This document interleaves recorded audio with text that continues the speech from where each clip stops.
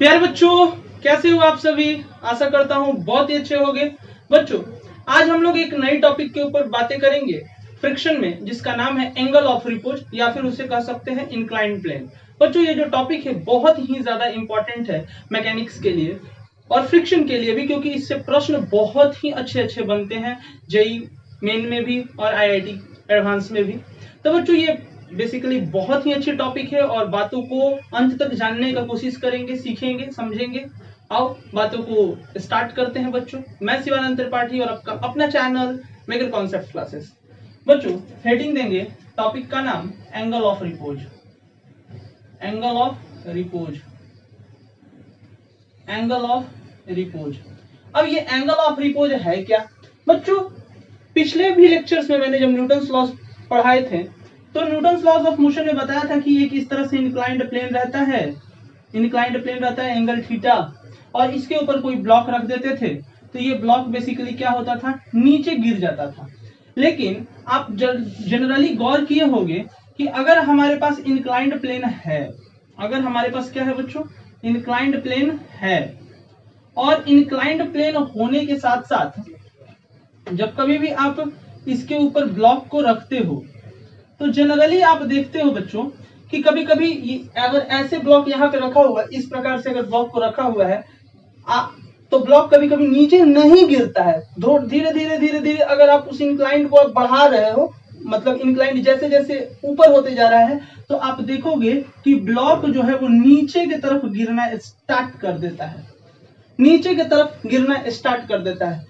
तो पूछता है इंक्लाइन, अब इंक्लाइन कब बनता है? तो आप जब यह एंगल यहाँ पर कितना देते हो, थीटा देते हो, और इसी थीटा को आप क्या करते हो, इंक्रीज धीरे धीरे करते हो, थीटा को बढ़ाते जाते हो, बढ़ाते जाते हो, तो ये वाली ब्लॉक जो है कुछ देरी के बाद गिरना स्टार्ट कर देता है। तो वही पूछता है कि बेसिकली ये कितने एंगल तक भैया यह लास्ट टिका रहेगा। मान लीजिए कि मतलब यहां से स्लिप नहीं होगा, यहां से गिरेगा नहीं, और जब गिरने लगेगा तो उस दौरान इसकी एक्सीलरेशन कितनी होगी। बस यही सब बातें बतानी है रहती हैं एंगल ऑफ रिपोज में या फिर इंक्लाइन प्लेन में।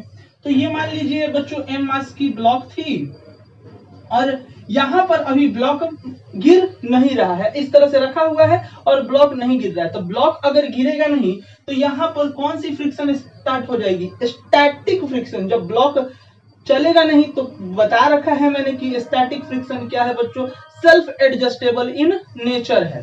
तो ये गिरेगा नहीं। अब यहाँ इधर के तरफ इसके पास एक नॉर्मल फोर्स लगेगा। आप एफबीडी इसके बनाने का कोशिश करो, नॉर्मल लगेगा। mg है तो mg मास है इसका, तो mg बच्चों नीचे की तरफ लगेगा, और mg लगेगा तो इसके दो कंपोनेंट्स इधर के तरफ, एक कंपोनेंट इधर के तरफ mg cos थीटा, और एक कंपोनेंट बच्चों इधर के तरफ कितना हो जाएगा, mg sin थीटा।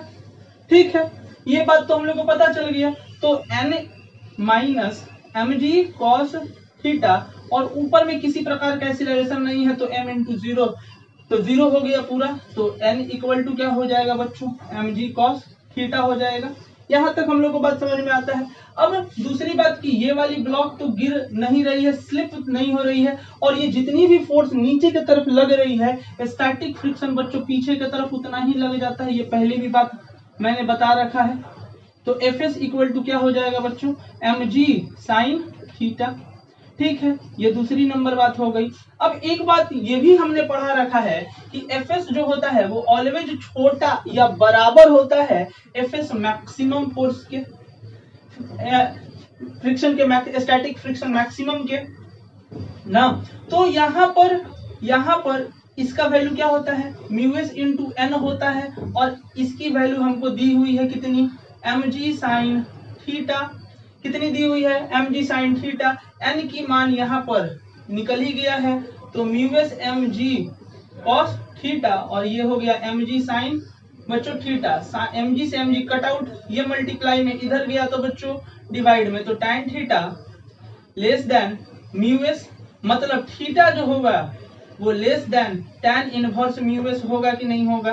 हाँ, मतलब इससे अगर थीटा इतने के अगर बराबर रहा, इतने के अगर बराबर रहा, तो ये वाली जो ब्लॉक है तब तक स्लिप नहीं करेगी, नीचे के तरफ नहीं गिरेगी, मतलब ये ब्लॉक नीचे की तरफ एक्सीलरेशन नहीं करेगा।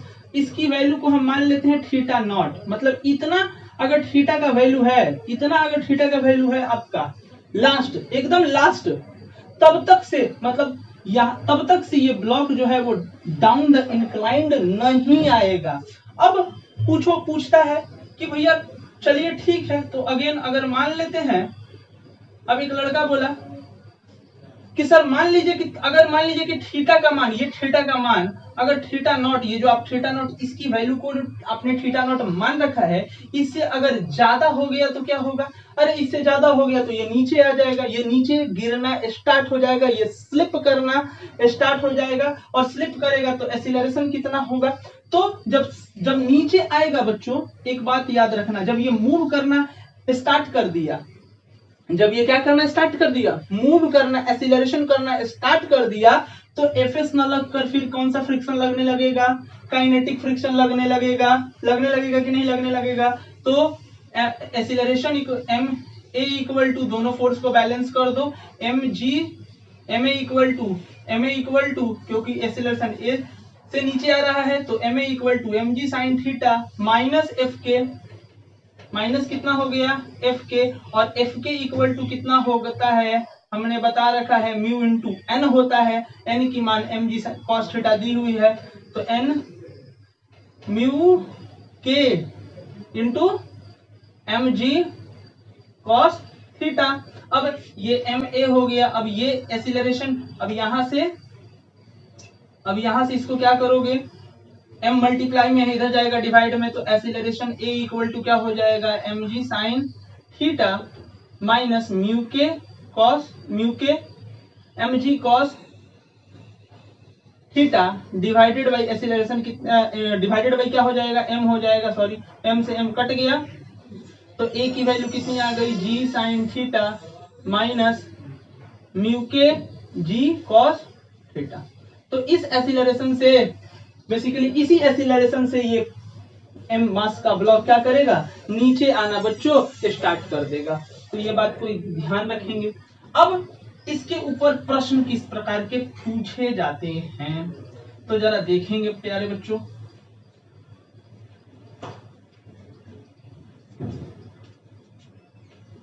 फाइंड द एक्सीलरेशन, एक प्रश्न है, बोलता है कि find the acceleration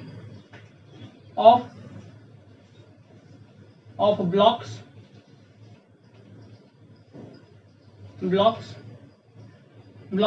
m1 and m2 now when theta greater than tan inverse mu1 and also as well as, ऐसे लिखते हैं as well as theta greater than tan inverse mu2।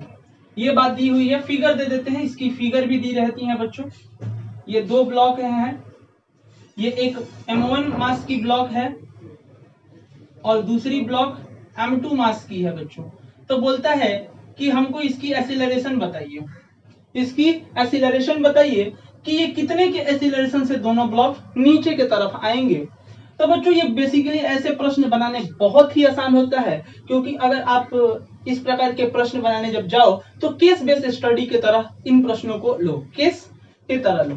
अब सॉल्यूशन नंबर 1 अगर हम देखें, सॉल्यूशन देखते हैं इसका, तो हम ये कहने की कोशिश कर रहे हैं कि अगर यहाँ का ये दो अलग अलग बच्चों ब्लॉक्स हैं और दोनों ब्लॉक्स के अलग अलग म्यू की मान दी हुई है, इसकी मान म्यू1 और इसकी मान क्या दी हुई है? म्यू2 दी हुई है। अगर मान लेते हैं म्यू1 की वैल्यू बड़ी हो जाए म्यू2 से, तो किसकी कौन पहले आ जाएगा? मतलब अगर ये वाली बड़ी हो गई, ये वाली छोटी हो गई, तो अगर ये वाली अगर म्यू की वैल्यू इसकी बड़ी हो जाएगी तो ये आराम से स्लिप करके नीचे आ जाएगा।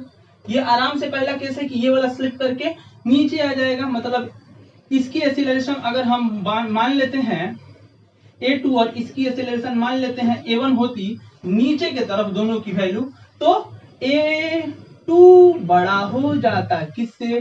A1 से। तो A2 एक्सीलरेशन कितना होता?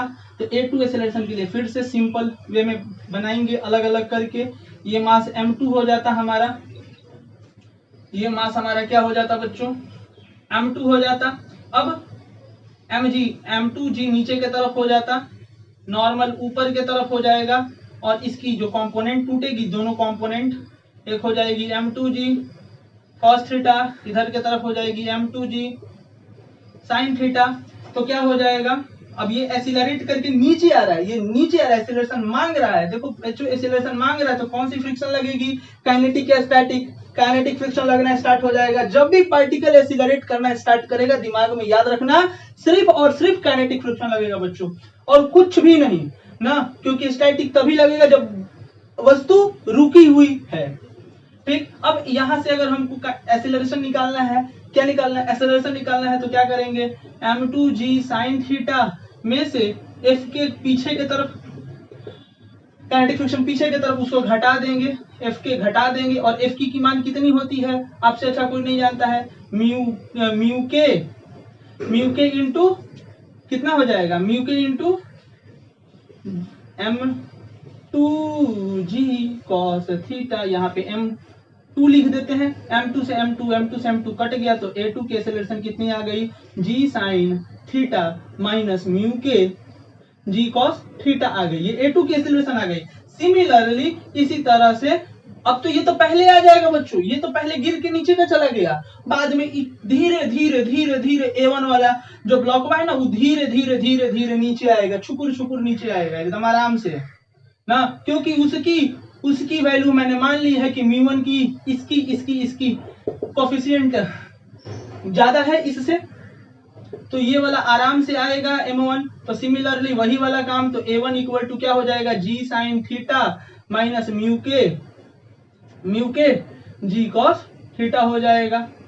ठीक है, म्यू के और म्यू1 जरा ध्यान से देखेंगे, यहाँ पर इसके लिए क्या लिखे हैं, म्यू2 लिखे, तो यहाँ पर म्यू2 डाल देंगे, यहाँ पर म्यू2 डाल देंगे, और a1 के लिए जो स्टैटिक कोफिशिएंट लिए हैं वो म्यू1 लिए हैं, तो यहाँ पे म्यू1 वो फ्लो में लिखा गया म्यू के। तो याद ध्यान रखेंगे सिर्फ यही बात को, अगर जहाँ पे कोफिशिएंट जो है उसको म्यू1 लेके चलेंगे, म्यू2 अगर a2 का है तो उसको म्यू2 रख देंगे, और a1 का है तो उसका म्यू1 रख देंगे। खैर, अब दूसरी बात कि अगर बच्चों ये दोनों साथ में चलने लगे, तो ये साथ में कब चलेंगे भैया, ये साथ में कब चलेंगे, जब मैंने ऐसा लिखा कि म्यू2, एक सेकंड फिगर में टिक गया, इस तरह से था,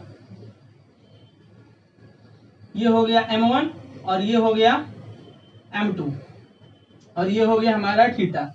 अगर मान लेते हैं म्यू2 की वैल्यू म्यू1 से ज्यादा, म्यू2 की वैल्यू म्यू1 से ज्यादा, तो इस दौरान एक्सीलरेशन किसका ज्यादा होगा भैया, a1 का एक्सीलरेशन ज्यादा होगा किससे, a1 का एक्सीलरेशन ज्यादा होगा किससे, a2 से। अब a1 का एक्सीलरेशन ज्यादा होगा a2 से, तो दोनों क्या आएंगे, साथ आएंगे, और साथ आएंगे तो क्या होगा, साथ आएंगे तो क्या होगा, तो एक नेट एक्सीलरेशन a नाम दे दो उसका, a इक्वल टू दोनों साथ आएंगे, तो दोनों साथ आएंगे तो क्या होगा, अब दोनों का फिर से यहाँ पर FBD निकाल लो, ये थीटा को हटा दो, ज्यादा डिस्टर्ब करता है बनाने में। ये इधर की तरफ हो जाएगा m1 g cos थीटा, इसका हो जाएगा इधर की तरफ m2g cos थीटा, इधर की तरफ इसका कितना हो जाएगा m2 g sin थीटा। यहाँ से इसको मिटाओ, ऐसे प्रश्न मिटा दो, लिख ही चुके हैं हम लोग, m2g sin थीटा, और इसका हो जाएगा कितना m1g sin थीटा, नॉर्मल ऊपर के तरफ, इसका भी नॉर्मल ऊपर के तरफ, normal perpendicular to the surface लगता है, लगा दिए।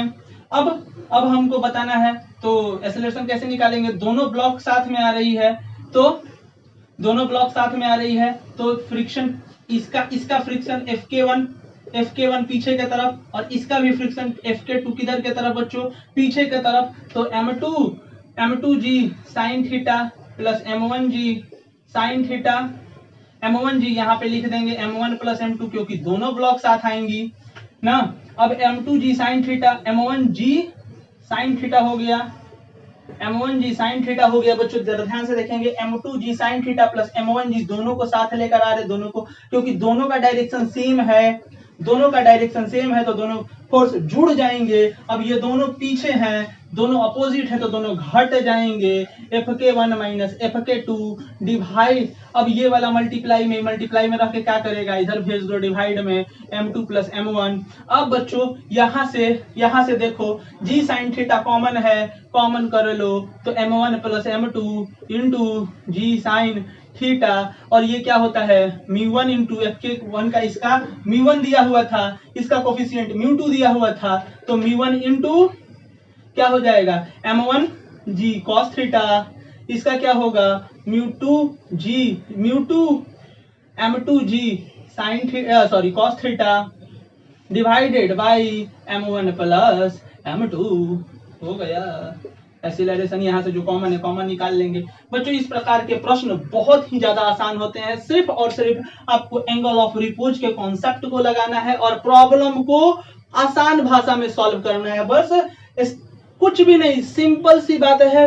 न्यूटन्स लॉज ऑफ मोशन में जो मैंने फ्री बॉडी डायग्राम FBD पढ़ाया हुआ था, बस उसी को अप्लाई करना है, एक्सीलरेशन देखना है, फाइंड करना है, बातें आसानी से समाप्त हो जाती हैं। बच्चों आज के लिए इतना ही, तब तक के लिए धन्यवाद।